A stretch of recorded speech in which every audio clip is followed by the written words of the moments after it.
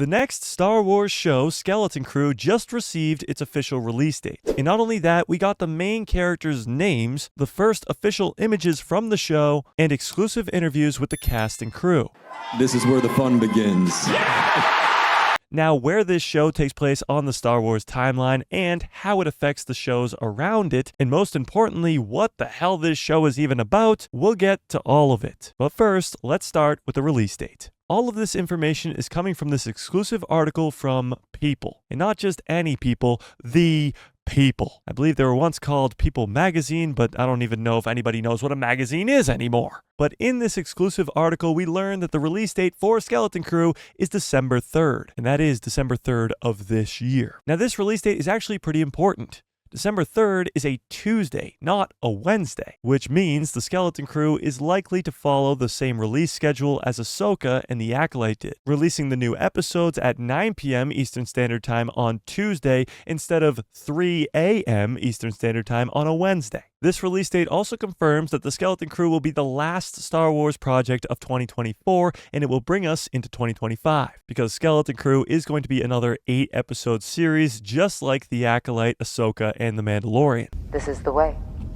This is the way. Now, before we get to what the hell is this show even going to be about, we have to know where this show takes place on the Star Wars timeline. Skeleton Crew will be in this Mandoverse, in the time period after the original trilogy and before the sequel trilogy. It will most likely take place after the Ahsoka series and lead us directly into Ahsoka Season 2 or the Mandalorian and Grogu movie, whichever one comes first. Now, you might have clicked on this video hoping for answers, saying, Mike, what the fuck is the Skeleton Crew? And why should I care about it? Well, the answer is actually quite simple. This show is going to tie in to everything else. At Star Wars Celebration 2023 last year in London, Dave Filoni came out on stage and got announced to be getting his own Mandoverse movie. And during that announcement, it was said that his movie would be a combination of all of these Mandoverse shows. Not just The Mandalorian or The Book of Boba Fett or Ahsoka, but Skeleton Crew as well. Meaning these characters, which we'll get to in a second,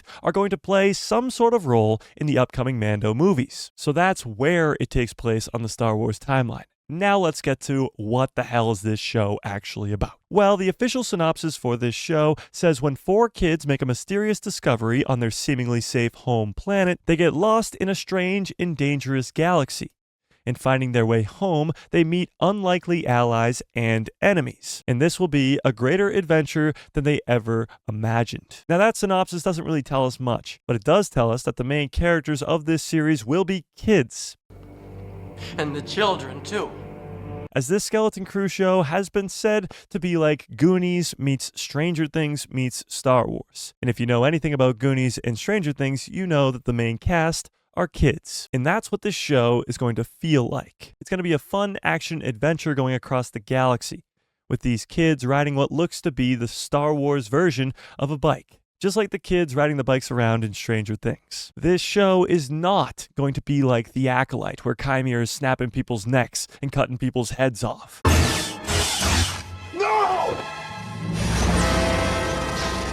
Now, this exclusive interview does introduce us to another main character that isn't a kid, and that is Jon Nah.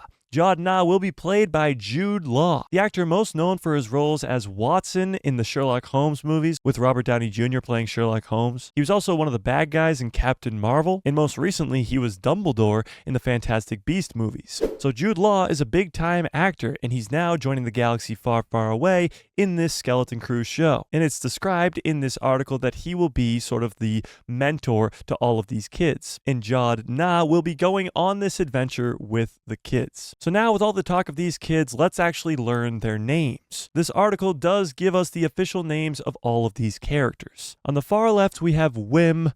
The Cyclops-looking girl is named KB. The blue elephant-looking kid, which we'll get to, is named Neil. And the girl on the right is named Fern. Now let's talk about the big elephant in the room, literally, Neil. Neil is a species called Ortolan, and he might look a little bit familiar as there's an iconic character in Star Wars who shares the same species, and that is the legendary Max Rebo. Yeah, That's right, Max Rebo from the Max Rebo Band from Jabba's Palace. So as of right now, we don't know if these characters are related at all, but I'm going to go out on a limb and say they're not. But one of the main characters of this Skeleton Crew show is the same species as Max Rebo.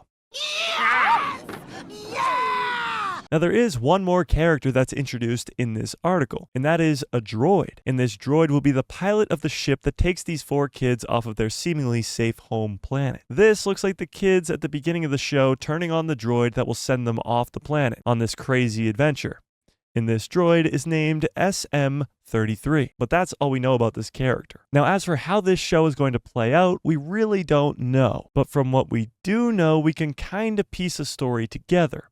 We know that they will come across pirates, and that one of those pirates is going to be Vane, who we saw in The Mandalorian Season 3. And we know that these characters are going to play some sort of role in the upcoming Mando movies. So I wouldn't be surprised if we saw some sort of remnant of the Empire, or even Grand Admiral Thrawn himself, to tie all of these projects together. Or maybe, just maybe, they could come into contact with Grogu and Din Djarin himself. This show has the possibility to do many different things, and because we know so little, it means that they are keeping a lot of secrets, and a lot of fun things are on the way. I've been theorizing for months now that this could be the first time we see Cal Kestis or even Omega from the Bad Batch for the first time in live action in this Skeleton Crew show.